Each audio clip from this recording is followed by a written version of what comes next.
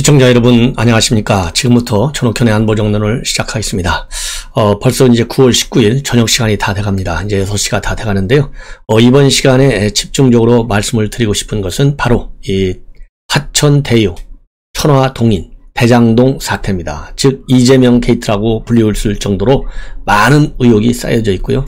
야권에서는 아주 철저히 이거를 특검에 의해서 수사하라 이런 요구가 지금 계속 빗발치고 있고, 이재명이는요 방금 전에 긴급 기자회견을 가졌습니다. 이 긴급 기자회견을 갖고 내가 일원 한 장 먹은 거 없다. 만약에 일원이라도 받았으면 이 후보직도 사퇴를 하고 그 다음에 도지사직도 전부 공직도 사퇴하겠다 라는 배수진을 치고 나왔어요.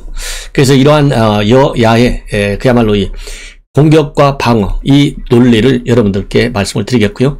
이런 사이에 그동안에는요 용산경찰서 경제팀에서 이 사건을 수사해 왔는데, 왜냐하면 자금 흐름이 이상하다. 그래서 지난 4월 달에 FIU라고요, 금융정보분석원, 굉장히 중요한 기관입니다. 쉽게 얘기해서 금융정보분석원이요, 여러분들 뭐 한 1000만 원 이상 현찰로 은행에 넣다 뺐다 하면 자동적으로 금융정보분석원에 보고하게 됐어요. 각 은행이. 이렇게 자금의 흐름을 집중적으로 감시할 수 있도록 이런 기능이 주어졌어요. 이 본래 금융정보원 이 자금 흐름 중에 큰 것 중에 하나가요, 바로 이 테러 자금, 이런 것들이 많이 오갈 수도 있기 때문에 금융정보분석원의 이 자금 흐름, 이 추적 기능은 굉장히 중요합니다. 여기에서 지난 4월 달에 말이죠, 경찰에 이러한 첩보를 제공했어요. 즉 이 화천대유 대주주로 알려져 있는 언론인과 다른 사람들, 투자자들, 이런 사람들과의 자금 흐름이 좀 이상하다 통보해줘 가지고 그동안에 사실은요 경찰이 지난 6개월 동안 뭘 했는지, 직무를 유기했는지, 아니면 경찰이 그렇게 수사를 거의 깔아 뭉갠 건지, 아니면 정말 수사를 해왔는데 나온 것이 아무것도 없는지, 여기에 대해서요 감사를 해야 돼요. 그래서 이 경찰 신뢰하기가 굉장히 어려운 측면이 있지 않나 하는 의혹도 들어요. 그동안에 뭘 했는지. 그러다 보니까요 TV조선에서 최근에 이 관련 내용을 보도했어요. 경찰에서 자금 흐름을 추적 조사 중에 있다. 아직은 수사로 전환한 것이 아니고 법률적으로는 내사 상태에 있다. 이렇게 보도를 했는데요. 보도가 딱 나가니까 경찰이 달라졌어요. 이거 용산경찰서에 있었거든요. 왜냐면 관할경찰서가 용산이라서. 그런데 경제팀이 아니고 지능팀으로 지금 넘겼다. 이렇게 또 보도가 되고 있어요. 왜냐하면 경제팀보다는 지능팀의 인력이, 수사 인력이 많다는 거예요. 자, 그러면 여러분들 잘 아시다시피 의혹의 규모, 그 다음에 의혹의 심각성, 그 다음에 더 중요한 것은 이 의혹의 시급성이에요. 왜냐하면 얼마나 지금 시급합니까? 지금 여든 야든 간에 그야말로 내년에 이 무능한 문재인 정권을 교체하느냐, 아니면 무능한 문재인 정권을 이어받을 민주당 정권이 다시 또 들어서느냐, 우리 국민들이 절체절명의 지금 이 뭐라고 그럴까요? 상황에 와 있어요. 이러기 때문에 굉장히 빠른 속도로 수사가 진전된다 하더라도 이게 언제 끝날지 몰라요. 그래서 이 초동수사 한 달이 걸릴지 두 달이 걸릴지 모르잖아요. 지금 벌써 이제 내일 모레면 10월인데, 더군다나 10월 5일이면은 민주당의 경우에는요 경선이 끝나게 돼 있어요. 이러기 때문에 지금 굉장히 시급합니다. 10월 10일 날 끝나죠. 참. 그렇기 때문에 경찰이 용산경찰서의 지능팀이 이거를 수사할 수 있다 이렇게 생각하시는 국민은 한 분도 없을 거예요. 그만큼 지금 경찰이 이 사안의 이 엄중성을 제대로 모르는 것 같아. 더군다나 최근에 말이죠, 이 성남 풋볼클럽, 여기에서 한 160억 원 정도 협찬금 들어온 거, 광고 수익 들어온 거, 이것도 한 3년이나 깔고 뭉개다가 겨우 처분한 게 뭡니까? 이재명. 아무 혐의 없음. 이렇게 결론을 내렸잖아요. 이게 대한민국 경찰의 수사 행태예요. 그렇기 때문에 이 지능팀으로 넘겨졌다, 이걸로 끝날 게 아니에요. 제대로 된 수사팀이 경찰이든 검찰이든, 경찰 검찰 합동이든 아니면 특검이든 국정조사든 빨리 국회는 국회대로 조치를 취하고, 그리고 수사기관은 수사기관대로 조치를 취하고, 이 모든 원천은 바로 청와대 문재인 대통령이 지시해야 돼요. 아니 아무 영향가도 없는, 의혹도 없는 기무사의 계엄령 사건 똑바로 수사하라, 이러를 해외 출장 정상 방문 중에 지시를 내린 사람이 누구예요? 문재인 대통령 아니에요? 이런 거를 똑바로 지시하고 나갔어야죠. 지금 유엔 가서 할 일도 없는데 대통령 나가 있는 건 뭐 다 국민들이 그렇게 생각하잖아요. 뭘 유엔을 갈 특별한 사정이 뭐가 있어요? 지금 얼마든지 서울에서도 다 할 수 있는데. 더군다나 미국 정부는 이러한 정상회담과 관련해서 대면회담 가능하면 안 하려고 하잖아요. 더군다나 바이든도 못 만나는 형편이에요. 바이든도. 이런 상황에서 또 하와이까지 가요? 기가 막히네. 이거 뭐 좀 논지하고는 좀 다른 평가인데요. 하와이 가서 겨우 뭐 하는 줄 아세요? 뭐 겨우라고 표현해서 또 오해하실 수도 있는데, 물론 유해 인수인계 하는 거 굉장히 중요합니다. 엄청 중요해요. 예. 거기서 유해 인수인계 하고요. 그 다음에는 독립유공자, 유공자증, 훈장 준다는 거예요. 훈장. 추서해 준다는 거예요. 추서. 이것 때문에 간다. 여러분들 이해가 가십니까? 지금 국내 정치 환경이 대선도 대선이지만은 지금 이렇게 대장동 사태가 떨어져 있고, 지금 북한에서는 이 안보 위협을 계속하고 있고, 안보리에서도 이 안보 위협 다루고 있는데, 제대로 유엔에 가서 하려면요, 북한의 안보 위협에 관해서는 유엔 제재 결의안이 되도록 제재를 압박하라, 이런 유엔 외교를 하러 간다. 그러면 우리가 좀 박수라도 칠 수 있어요. 가서 헐리게 뻔한 거 아니겠어요? 그래서 제가 문재인 대통령이 이 시점에 유엔 가고 그 다음에 하와이 들리는 거를 비판하지 않을 수가 없어요. 이런 거를 대장동사 때 똑바로 하라고 지시를 해야죠. 기무사 계엄령 다 내린 것처럼 특정 사건에 대해서 대통령이 엉뚱한 지시한 거, 그거하고 비교하면 이거는 정말 위중한 사건이잖아요.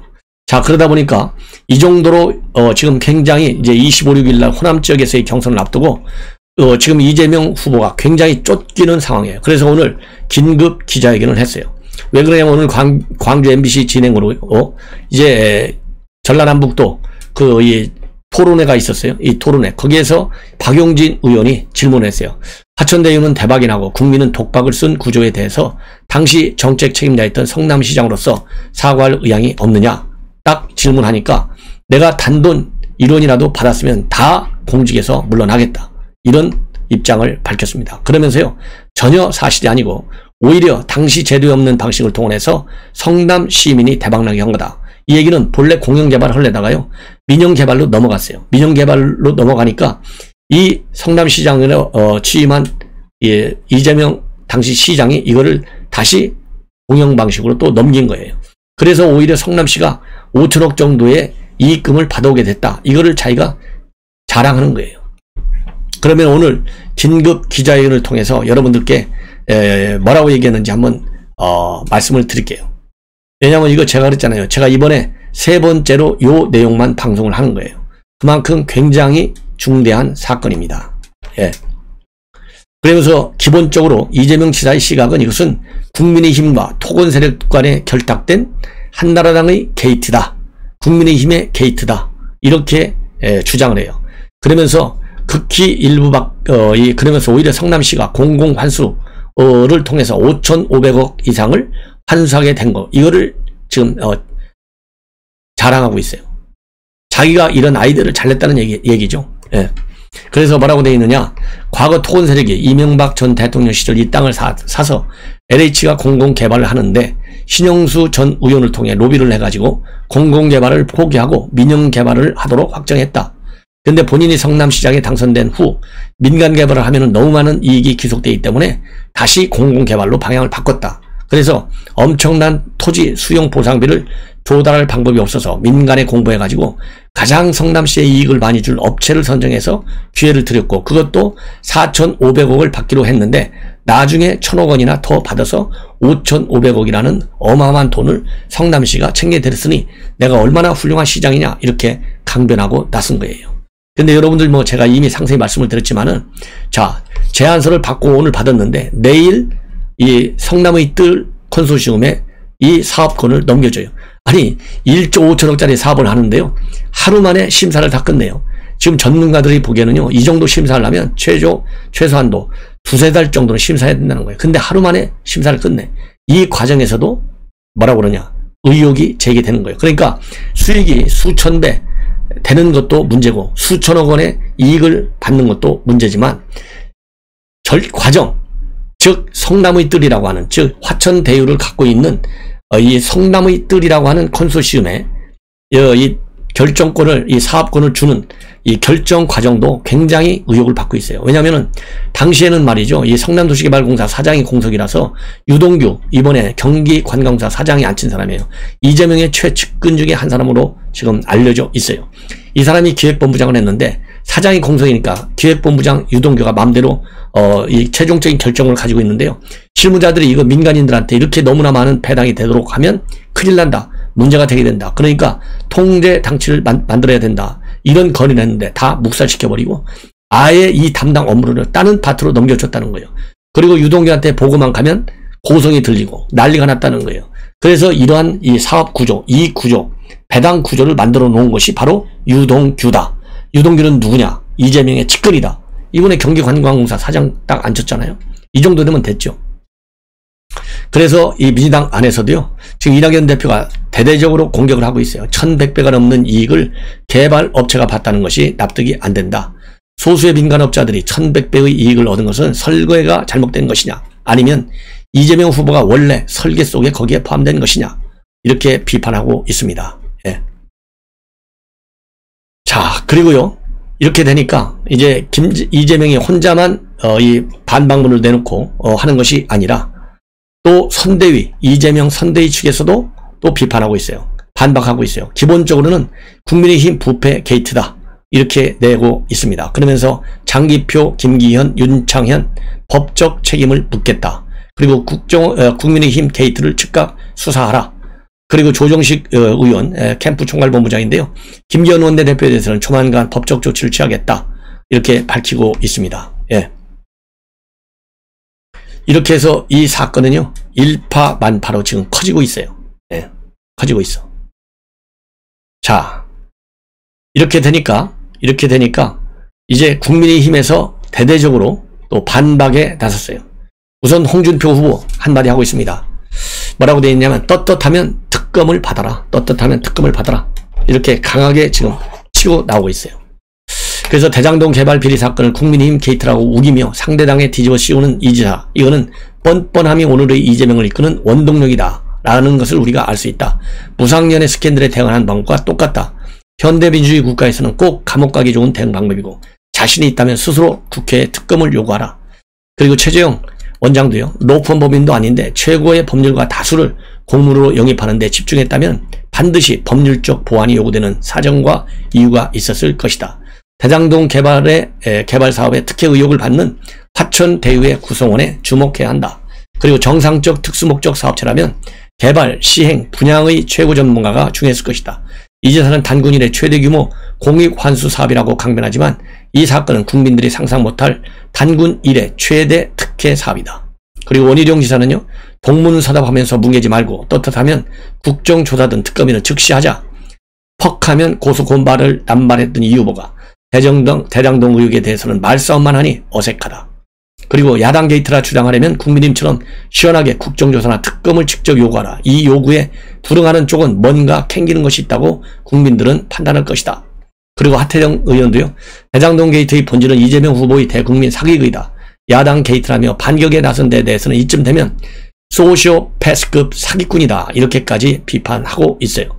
그리고 배현진, 논란이 되는 화천대유 사건은 정반대로 성남시가 큰 비용으로 차려놓은 밥상에 민간 시행사가 5천만원 들고 덜렁 참여한 뒤 삽시간에 이익을 가져갔다. 온갖 이름 난사하며 사안을 정신없게 만들 것 없이 자신있게 스스로 특검을 요청하는 것도 논란을 대하는 지혜의 방편이다. 그래서 거의 대부분이요, 이 특검을 요구하고 나섰습니다. 그리고 이와 관련해서 진중권 교수도 말이죠, 한마디 하고 있어요. 이거 국민의힘 게이트로 몰아가는데 이걸 통해서 사업이 스스로 비리로 얼룩졌음을 인정한 것이다. 그러면 그 사업은 게이트가 맞고 게이트가 된 사업의 설계자는 바로 이재명 후보다. 이번 대선도 말이죠, 지난 4.7 선거와 마찬가지로 부동산 선거가 될 듯하다. 사건을 보아하니까 공공개발을 빙자해서 사실상 민간 개발을 하고 그 과정에서 특정인에게 개발 이익을 몰아준 사건으로 보인다. 이렇게 비판을 하면서 말이죠, 핵심은 이번 사건이 이재명식 거버넌스의 허구성을 정나라에게 보여줬다는 데 있고, 그는 이런 사업을 자신의 치적으로 자랑해 왔다. 그러면서요, 적자상 때의 일산대교를 인수한 국민연금의 투자는 맥쿼리, 봉이 김선란 짓이라고 맹비난하더니 민간업자가 아무 리스크도 없는 사업을 통해서 수천억을 챙긴 것은 리스크를 떠안는 데 대한 정당한 보상이라니, 주목할 것은 공공의 권한과 재원을 사익에 사용해놓고 이를 공익으로 둔갑시키는 그의 주도 면밀한 솜씨다. 이렇게 비판하고 있어요. 다 여러분들 뭐 이해하시잖아요. 100번 만번 이해하시죠? 자, 그리고요, 이거는 연합뉴스가 조금 오늘 보도한 내용입니다. 5천만 원을 출자해서 577억 원 배당을 받았다. 이 화천대유 증폭되는 의혹들 해가지고 보도를 아주 길게 하고 있어요. 근데 이 내용은 제가 맨 처음 일보를 통해서 이 보도해드린, 분석해드린 의혹의 대목들을 뭐 제가 한 2, 3일 전에 이거를 보도해드렸는데요. 오늘 연합뉴스가 그래도 아주 체계적으로 분석을 잘하고 있는데요. 제가 이미 이 제 본 방송 일보로 들어가 있는 내용, 그러니까 어제 제가 보도해드렸네요. 어제 보도해드린 제 일보 내용하고요, 우연히도 똑같습니다. 우연히도 똑같은 게 아니죠. 사실을 제대로 분석했다는 얘기지 않습니까? 그래서 이 화천대유에 이 증폭되는 이 사항들은요, 첫째로는 투자자들의 참여 과정과 역할, 이거 뭐 제가 다 말씀드렸잖아요. 그러니까 이 화천대유라는 회사 공모 들어가기 일주일 전에 급히 만들어졌다. 5천만 원짜리로. 그리고 하루 만에 낙착이 됐다. 사업자로. 그리고 거기에 들어가 있는 그러면 어떤 과정을 통해서 그러한 민간 사업자 성남의 뜰 화천대유가 결정이 됐느냐. 그리고 수익이 수천 배나 된다. 이거 어떻게 된 거냐. 이런 것들을 제가 쭉 일목요연하게 아주 자세히 제가 분석을 드렸는데요. 지금 연합뉴스에서 최찬흥 기자가 아주 분석을 잘 해놨어요. 그래서 이건 제가 별도로 조금 이건 급한 뉴스가 아니기 때문에 별도 시간을 편성해서 다시 더 정확하게 세밀하게 분석해 드리도록 하겠습니다. 그래서 이 연합뉴스의 보도는 베일에 가려진 이들 투자자의 참여 과정과 역할 이외에도, 그러니까 언론인 출신 소유주하고 법조계 투자자, 화천대유와 관련한 인물들 얘기하는 겁니다. 1154배 이르는 배당금 의혹입니다. 속전속결로 이루어진 민간사업자 선정 과정, 그 다음에 민간사업자에 대한 석연찮은 수익배당 구조 등을 놓고도 대선 군령과 맞물려 공방이 이어지고 있다. 그래서요, 출자금액이 1154배의 배당, 성남시 인허가 지원, 사업 성공성 가능성을 굉장히 높여오 있다. 그리고 화천대유와 함께 배당금을 대박난 천화동인의 투자자들, 제가 말씀드렸잖아요. 이미 김모 대표, 천화동인의 실소유자죠. 이 사람과 친인척들, 그리고 같은 언론인들, 그리고 이 화천대유의 상임 고문으로 앉아있던 사람들과 동일한 법무법인에서 일했던 변호사들, 그리고 이재명이를 변호했던 또 이 변호사, 이런 사람들이 얽히고 설켜 있는데, 이 사람들이 진짜 맞는 사람들이냐, 이름만 빌려준 사람들이냐, 이런 것들이 지금 의혹이 되고 있는 거예요. 그 다음에 하루 만에 공사 간부 둘이 내외부 평가에 모두 참여한 거, 이거는 공정성 논란이 나는 거예요. 즉 유동규와 가까운 이 성남도시개발공사 이 두 명이 느닷없이 말하자면 심사위원으로 참여했다는 것이죠. 그래서 이 문제는 별도로 제가 잘 여러분께 보도해 드리도록 하겠습니다. 그리고요, 지금 이거 하나는 이제 YTN에서 보도하고 있는 거예요. 이 환수이익 상한선을 설정해 놓은 것도 의문이다. 예, 이거는 제가 이제 처음 보도하는 건데요. 사업이익을, 성남도시개발공사가 사업이익을 우선 배당받도록 하는 대신에 배당금이 1822억 원을 넘지 못하도록 상한선을 설정해 나왔어요. 이 배당 계약서가 있어요. 대량동 개발 사업의 배당 계약서. 이거를 YTN이 입수해서 단독 보도했어요. 그래서 지분 1%를 가진 화천대유가 더 많은 배당을 받게 된 결정적 근거가 바로 이 배당 계약서라는 거예요. 예. 왜냐하면은 화천대유는 지분도 1%밖에 못 갖게 돼 있는데 배당금 상한선이 없고, 오히려 성남도시개발공사에다가 배당금 상한선 1822억 원을 설정해 놨는데, 왜 이 수익을 갖다가 지분에 따라서 나눠주도록 하는 것이 정상인데 왜 성남도시개발공사에는 상한선을 줬느냐, 이게 이제 문제예요.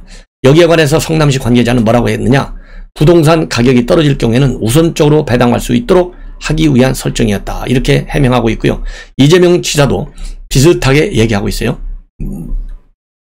민간 사업자들이 자금 도달, 개발 업무, 분양 처분 등 모든 책임을 지고 손실 위험도 100% 부담했기 때문이다. 그래서 이 상한선을 줬다, 이렇게 지금 밝히고 있지만은 여전히 이것도 또 달라요. 이재명 지사가 밝힌 거하고 이거는 어디서 나타나고 있느냐, 바로 채널A에서 보도하고 있는데요. 성남시장이 인허가권과 인허가권을 모두 다 갖기 때문에 사업 우영성이 거의 없다. 이러한 보고서가 나왔어요. 이거 어디에서 썼느냐? 바로 하나은행 보고서에서 나와 있습니다. 그럼 하나은행은 하나은행도 여기에 또 관련 말하자면 금융기관 중에 하나예요. 그래서 이 하나은행 이 보고서에 뭐라고 되어 있냐면 4천억 원이 넘는, 그러니까 7명의 개인 투자, 천화동인, 여기에서 개인 투자자들이 3억 5천만 원, 아까 말씀드린 투자했는데 4,040억 원이나 되는 배당감을 받았어요. 그래서 이재명 캠프 측에서는 이건 하이리스크 하이리턴이다. 그래서 당연한 것이다. 이런 얘기를 하고 있어요. 그런데 그래서 14일 날 이재명 지사가 뭐라고 했냐면 민간 사업자들이 자금 조달과 개발 업무, 분양 처분 등 모든 책임을 지고 손실 위험도 100% 부담했기 때문에 이런 하이리스크가 있었기 때문에 하이리턴이 왔다는 얘기예요. 그런데 하나은행이 7억 원을 출자했어요. 여기에 7억 원. 그래서 이 하나은행 당연히 내부 보고서가 있겠지 않습니까? 이 내부 보고서 2016년도에 쓴 보고서가 보면 위험도가 낮은 걸로 보고 있어요. 왜냐하면 특히 도시개발 사업의 최대 난관이 인허가권인데 인허가권자가 누굽니까? 성남시장이고 성남시장이 누구예요? 이재명이잖아요. 그러니까 아무 문제 없다 이렇게 분석하고 있어요. 그리고 성남도시개발공사가 토지보상, 인허가 업무를 지원해서 위험도를 또 낮췄다. 이런 내용도 들어가 있고 또 성남도시개발공사는 지난 2015년도에 민간사업자 공모지침서에서 이런 내용을 또 적시하기도 했어요. 그래서 하나은행은 수도권 택지의 희소가치와 선호도 때문에 분양 위험도가 낮을 것으로 분석을 했어요. 그러니까 이재명 지사가 언론에 밝힌 내용하고는 다른 거예요. 이것도 의혹이 되는 겁니다. 예. 자, 그런데 매우 이례적인 주장을 한 사람이 바로 신평이에요. 신평은 여러분들 잘 아시다시피 최근에 윤석열 총장을 한번 만나는데 아주 훌륭한 사람이다.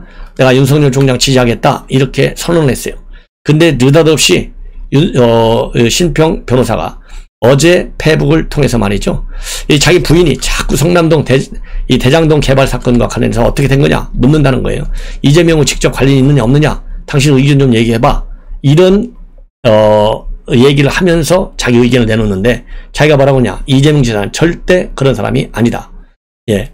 그렇음에도 불구하고 이 사건이 어떤 방향으로 튈지는 예측하기 어렵다. 그래서 이재명 지사와 관련해서는요. 지금 신평 변호사도 굉장히 가까운 사이라고 합니다. 그러면서도 그래서 죽음보다도 더한 가난을 이긴 인간 승리 등 남다른 스토리를 보유한 순수한 진보다. 이 지사는 인간이 가진 보편적 욕망에 대한 이해 부족, 축근에 휘둘리는 문제점이 있다. 이렇게 입장을 내놓았어요. 자, 거기에서 말이죠. 제가 질문하고 싶은 것이 순수한 진보다. 그런데 순수한 진보인데 그러면 김부선이하고 그런 스캔들은 왜 나왔죠? 순수한 진보. 그리고 인간 승리하고 순수하다는 것과 꼭 평행을 긋고 비례하는 그런 이 캐릭터라고 우리가 볼 수 있나요? 그리고 보편적 욕망에 대한 이해 부족에 측근들이 휘둘리는 문제점. 자, 측근들? 그러면 측근들을 제대로 지휘 통제를 못하고 측근들의 건의사항이 진짜인지 가짜인지 그리고 이 성남시정에 정말 도움이 되는 건지 아니면 사익을 위한 것인지 이런 것은 부족하다는 얘기인가요? 신평 이 변호사 저도 그렇게 안 봤는데 오늘 이 한마디에 관해서 정말 이해하기가 어렵다. 예, 이해하기가 어렵다. 그리고 또 이 홍준표에 대해서도 한마디 하고 있어요. 어쩌면 끝에 다다는 것 같다. 예, 이렇게 또 한마디 하고 있습니다. 자, 어쨌든 이 신평 변호사 이 이러한 논평을 내놓은 이유가 어디에 있는지 좀 더 제가 생각을 해봐야 되겠다는 말씀을 드리면서 본 방송을 마무리합니다. 우리 시청자 여러분들께서요, 저의 논평 마음에 드시면은 주변 분들과 많이 공유해 주셔서 정권 교체의 여론을 압도적으로 조성하는 데 기여할 수 있도록 도와주시면 좋을 것 같습니다. 그래서 최근에 구독자를 많이 시청자 여러분들이 이렇게 도와주시는 것 같아요. 그래서 대대적으로 좀 구독자를 많이 늘리셔갖고 정말 100만이 되는 유튜버, 그래서 내년 정권 교체 제대로 기여할 수 있는 유튜버가 될 수 있도록 도와주실 것을 다시 한번 당부드립니다. 감사합니다.